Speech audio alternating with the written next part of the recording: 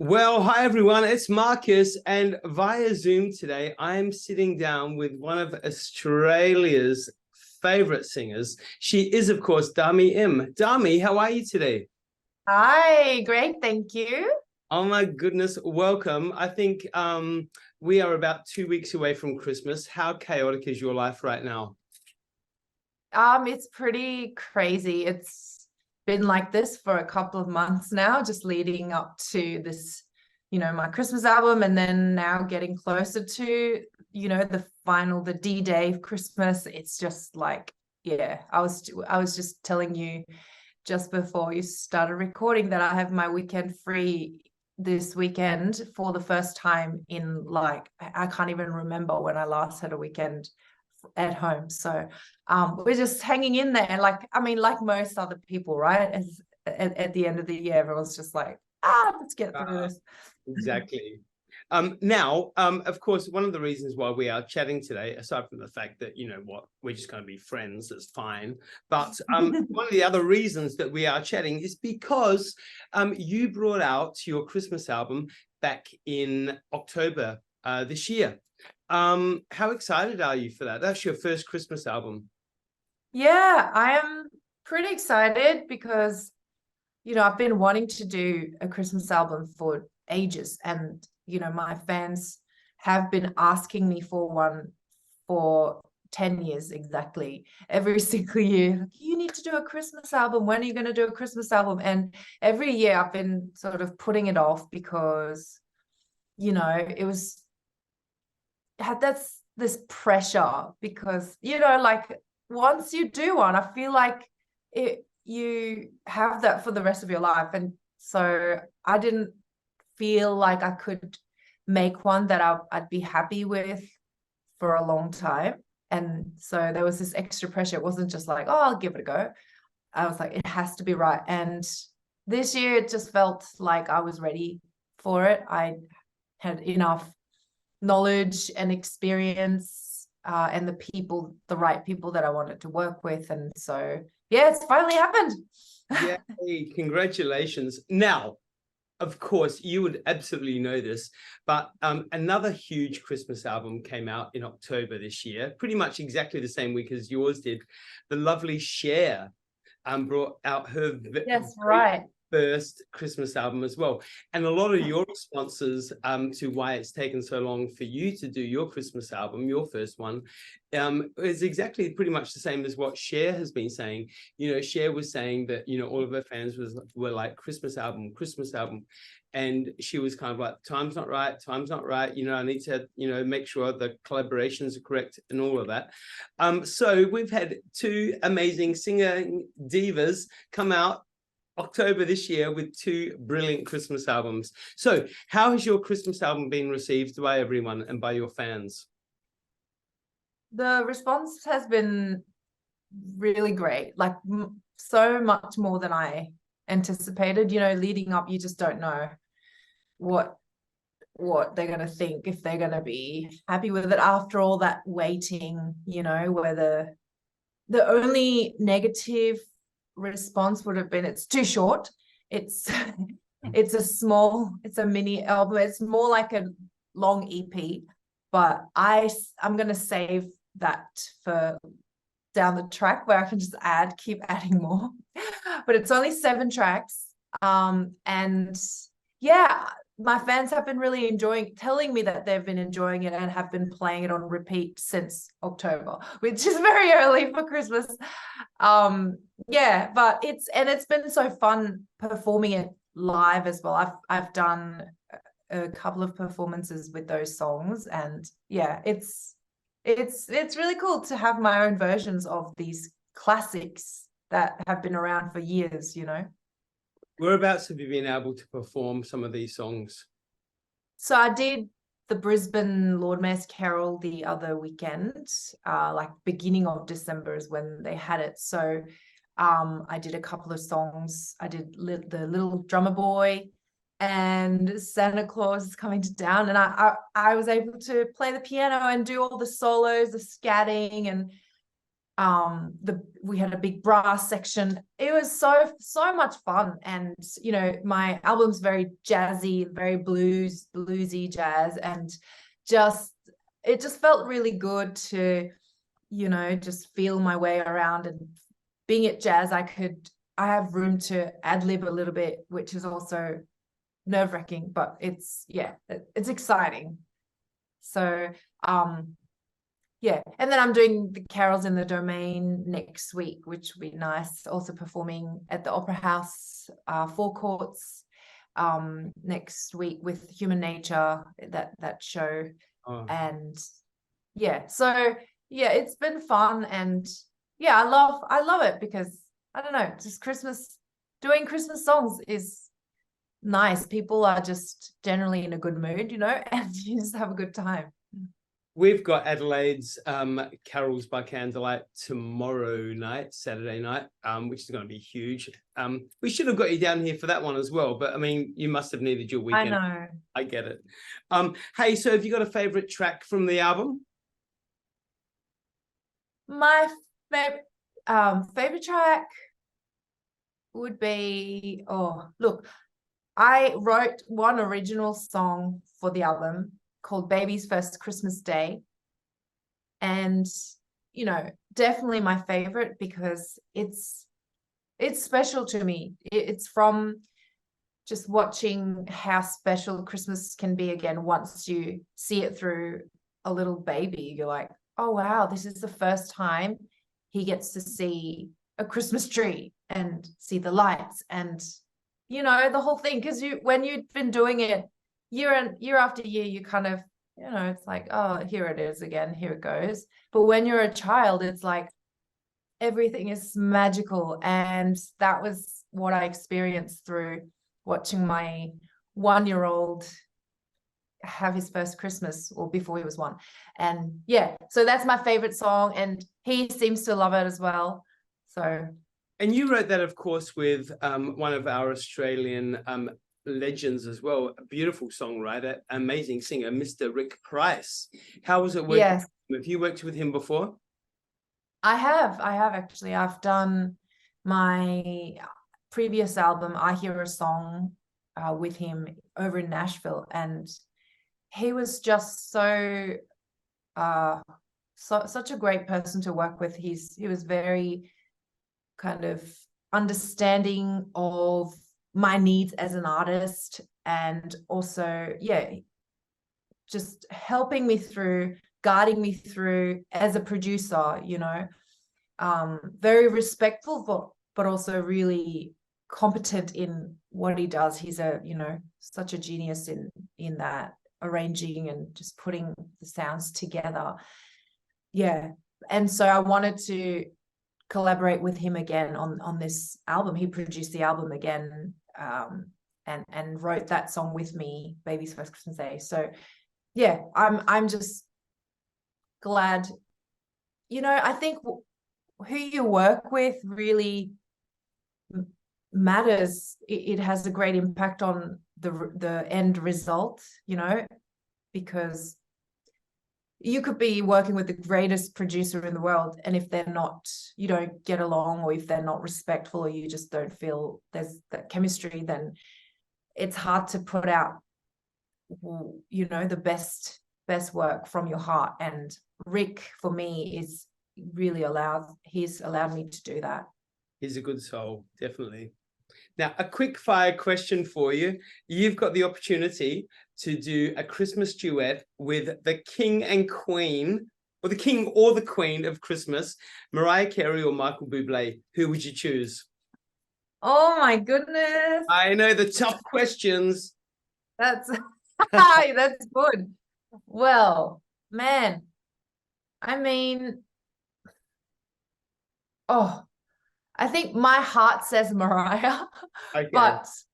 but in my head, Michael Bublé would be amazing because he's got that jazz sound that, you know, that goes well with my voice, and going, him being a male, and So I don't know. Do I go with my heart or my head? Who knows? Oh, you know what? You can have both, darling. Do both. Okay, Both of them. Or do a I'll take trio. We can do a trio. I love it. Hey, let's stay on Christmas for a little bit.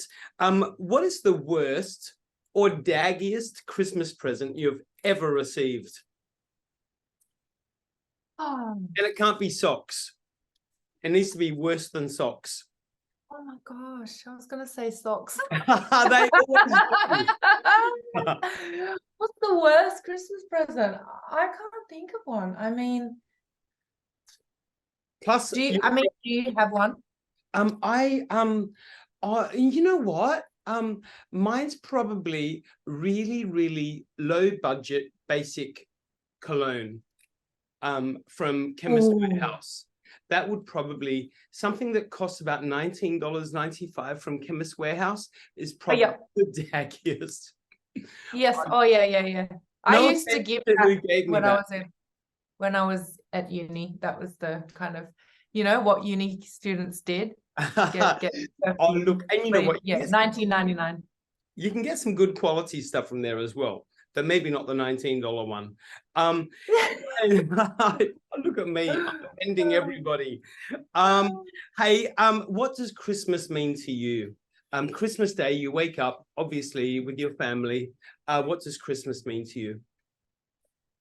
Christmas to me is, Christmas is about, the love that we receive and the love that we give and share. And for us, it's the family, it's our family appreciating each other, and also the friends that don't have family around them. I have, a lot of those around me, and so we love to just get them together and, just spend the day together, because also nothing's open, so it's good to just have people over and chill. I mean, I think I used to get a little bit anxious around Christmas. Like, I love the days leading up to Christmas, but then on Christmas Day, it's just something about where, like everything's shut and everybody's just like, everything's a standstill, and I felt anxious about not having a set thing to go to, like working or, the regular activities that we normally have. That used to make me really nervous. But I don't know why I brought that up, but that's why I think it's important to, just stop and reflect on all the good stuff in your life, right? I think so. I don't know. I think that's what I'm getting to. Yeah. Being such a busy person, and we're going to get to your busyness in a minute, but being such a busy person, do you find it really hard to stop and just relax and just be in the moment, or is your brain constantly always going? Yeah, I'm always going. And I think, like when we say, oh, I'm so busy, like it's almost like, oh yeah, I'm so important and I've got so much to do. Like it's in our society, it's a bit like that. But like, it's, to me, sometimes being busy is like a distraction from just being in the moment. Like something about just being here and facing myself and the people around you. Like sometimes you just distract yourself. You want to just go, oh, look at this, look at that. Oh, I'm so busy. Boo, boo, boo. And it's not healthy, right? And so, yeah, Christmas really forces you to just do that. But other years, I have not been very good at that. I just go, like, what do we do? What are we going to do? What's the schedule? Like, where are we going to go? Like, even on a holiday, we're like, well, what are we doing together? Where are we going? Like, and I think, yeah, it's good to just breathe. I think we're kind of related. I think there's a chance we're related. I'm exactly the same. Yeah. It's a phenomenon. It's a disease. Now, Christmas Day, are you one of those people that love to spend time in the kitchen and do the cooking, or are you someone that likes to spend time at the table and eating, or both? Well, I do enjoy cooking. I really do. And I like catering to people. Not that I'm the best at it, but my mom is the cook in the family. She is the chef. She is the one that just serves up so many different dishes. Like I can only handle a few dishes, like 2 or 3. She can do like 20, you know? Yep. I don't know how she does it. So she will take care of that. I will probably be the sous chef, sort of doing what she tells me to do, doing a bad job at it. But yeah, that's how it goes in our household. I love it. Well, Christmas sounds absolutely fun. And I'm sure at some point during the day, they're going to chuck on your Christmas album as well. And you'll be like, oh my goodness, not again. But let's just do a bit of a roll call of just some things you've been up to that has just kept you insanely busy. Of course, you were the winner of X Factor. That is a good while ago now. But, you know, your Eurovision royalty, your song Sound of Silence was charting in 38 countries. I mean, that's a lot. 4 top 10 studio albums, 10 top 10 singles with Sound of Silence again, Alive, Super Love, Gladiator, Crying Underwater, 5 successful national tours. You have been a busy human being. No wonder you're trying to have a weekend off this weekend. Spend some time in the garden, Dami. Oh yes. So, being such a busy person, obviously your brain is always going and coming up with creative projects. Can you give us a bit of a sneak peek of what 2024 might be for you? Oh, so yeah, 2024, I have been thinking a lot about what I want to do and, you know, the changes that I want to make as well. It's good to, you know, reflect. I think I'm at a point at my career and in my life where I just need to think about what I want to do rather than just doing stuff all the time, which is easier said than done. But yeah, I want to continue to make new music, but in a way that's really connecting with my fans, that brings them a lot of joy and hope and comfort. So that's something that I've been thinking a lot about. I want to tour, you know, keep doing more shows. And I also want to write. I wrote a book and released my memoir last year, I think last year, I can't remember. Anyway, and I'm planning to write some more. I want to write a book in Korean, which is where I'm originally from. So yeah, trying to fit that in is a big challenge with everything going on and with a 18-month-old, and it's a lot already. And then of course my Christmas album, I'm hoping to, you know, add some more and release it again next year and do more, you know, like that's the beauty of Christmas. Like once it's out, you can just keep playing and doing shows, and it's so fun. Exactly. So we can expect a Christmas tour next year with the next I think so. version of the album. yeah every year there'll be some form of touring, you know, Christmas shows. And Cher might even support you. Oh, just Cher. Yes. Do you like come over and sing a song? Hey, let's wrap up with a big deep question. Let's go nice and deep. Aside from the standard response, which would be love, what if you were to give the gift, if you were to give the world a gift this Christmas, what would it be? What does the world need more than anything right now? Oh, wow, that's very deep. That's so deep, Markus. I know. What does the world need? I think, yeah, I'm just thinking, like, I think world needs more understanding, right? Understanding of other people and other people's point of view. Yeah. You know, that's just like less of the arguing on, you know, social media, and just more understanding and listening and not yelling. No more yelling, just understanding. I love that. Okay, let's start the tidal wave of more understanding right now. Yeah. Dami, Understanding and you are an absolute pleasure. I wish you the most amazing 2023 Christmas and a beautiful, successful 2024. And I hope to see you here in Adelaide on the tour. yes. Be great. Yeah, I'm planning to come to Adelaide next year, so we're working that out. So stay tuned, and thank you for having me on your show, your beautiful show. I think you're fabulous. I think you're wonderful, and Oh, I think you're fabulous. you are. Thank you. Be safe, be kind, be merry. Thank you, Dami. Thank you. Merry Christmas.